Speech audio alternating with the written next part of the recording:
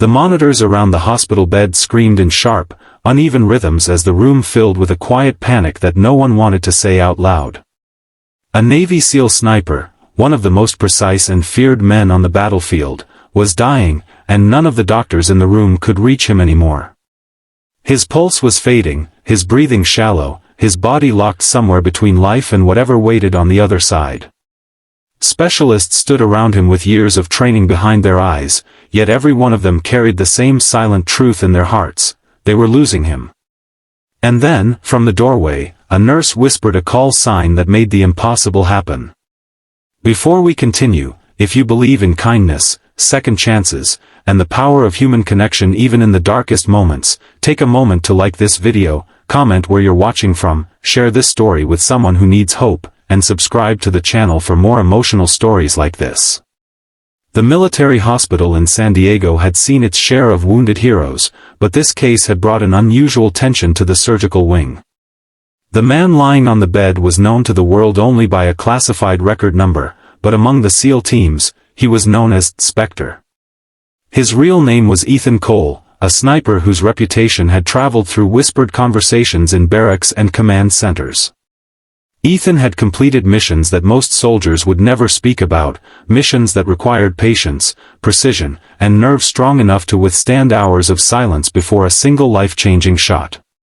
3 days earlier, Ethan had been evacuated from a combat zone after an explosion ripped through a convoy during a covert operation. The blast had thrown him across a concrete barrier, leaving internal injury so severe that even the medics on the field believed he might not survive the flight back home. Somehow, he did. But now, in the sterile brightness of the hospital room, his body seemed ready to surrender. Doctors worked carefully, methodically, doing everything their training demanded. They adjusted medications, monitored the bleeding, and tried to stabilize organs that were beginning to fail under the trauma. Yet something about Ethan's condition remained beyond their reach.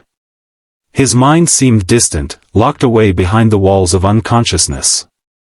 Among the many nurses rotating through the intensive care unit that week was a quiet woman named Maya Bennett.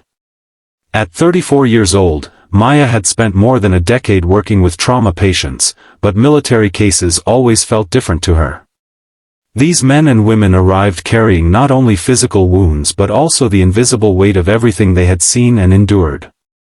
Maya wasn't the loudest nurse in the ward, nor the most decorated. But she possessed something many people overlooked, a rare ability to read people even when they said nothing at all. She noticed the subtle shifts in breathing, the tiny movements in fingers, the almost invisible reactions that others often missed. On the third night of Ethan's hospitalization, Maya walked into the room during her shift change. The atmosphere inside felt heavier than usual. A group of doctors stood near the foot of the bed speaking in low, concerned voices while machines blinked with warning lights. She quietly approached the chart at the end of the bed, scanning the details. Massive internal trauma. Blood loss. Severe shock. The notes from surgeons were filled with careful but increasingly uncertain language.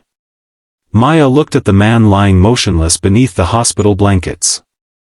Even unconscious, Ethan's face carried the sharp, disciplined features of someone used to living in constant alertness. A faint scar crossed his jawline, and his hands, though still, were rough with the marks of years spent gripping weapons and climbing harsh terrain.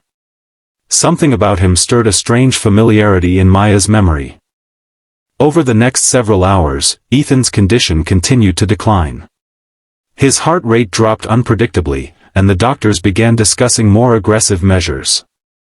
Despite all their efforts, it felt as though his body had simply decided it was done fighting. Maya stayed near the room long after her assigned tasks were finished. She watched the monitors, adjusted a drip, and occasionally studied the man's face with quiet concentration. Then a memory surfaced. Years earlier, before she became a full-time hospital nurse, Maya had volunteered at a rehabilitation program for wounded veterans. Many of them had been quiet, distant men who struggled to reconnect with normal life after war. One evening during a group session, a tall sniper with calm gray eyes had spoken very little but listened carefully to everyone else. He had introduced himself only by a nickname. Spectre. At the time, Maya didn't know what unit he belonged to, but she remembered something unusual about him. Whenever one of the struggling veterans felt overwhelmed, Spectre would quietly lean forward and speak a single phrase, a call sign used between soldiers during high-stress missions. The phrase had a strange effect. It grounded them. It reminded them they were still part of a team. Standing beside the hospital bed now, Maya's heart began to race as the pieces connected. Could this dying man really be the same sniper? The doctors were preparing another round of interventions when Maya stepped closer to Ethan's bedside. The room felt tense, filled with quiet urgency. No one expected a nurse to change anything at this stage. But Maya wasn't trying to perform medicine. She was trying to reach a soldier. She leaned slightly closer to Ethan's ear and spoke softly, barely louder than a breath. The call sign. For a moment, nothing happened. The machines continued their slow, uneven rhythm. The doctors exchanged weary glances, already preparing themselves for the possibility of losing him. Then something shifted. A faint twitch moved through Ethan's fingers. One of the doctors froze.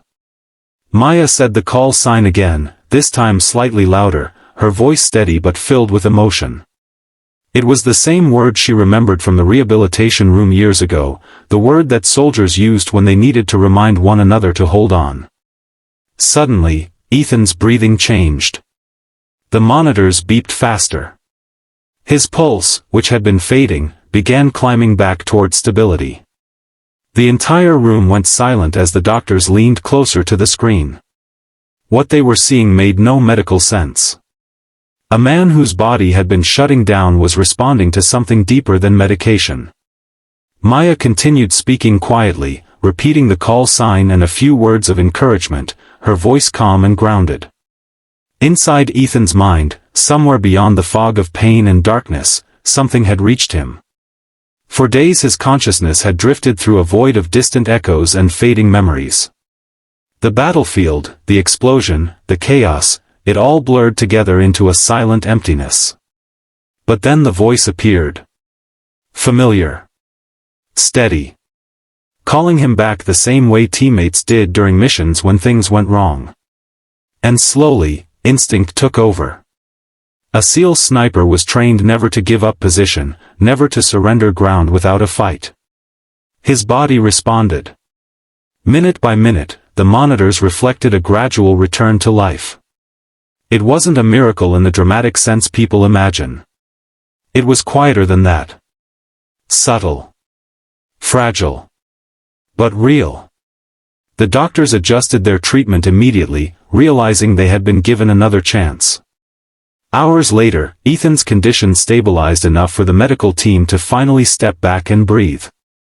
The nurse who had spoken the call sign quietly returned to her normal duties, as if nothing extraordinary had happened.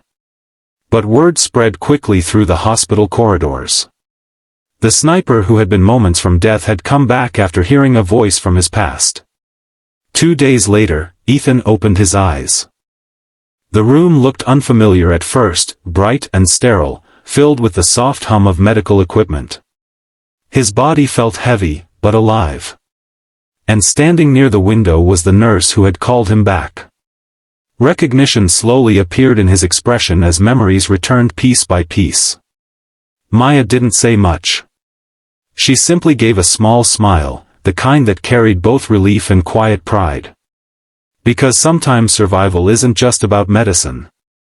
Sometimes survival is about being reminded that someone still knows your name, even if that name is only a call sign whispered in the darkest moment.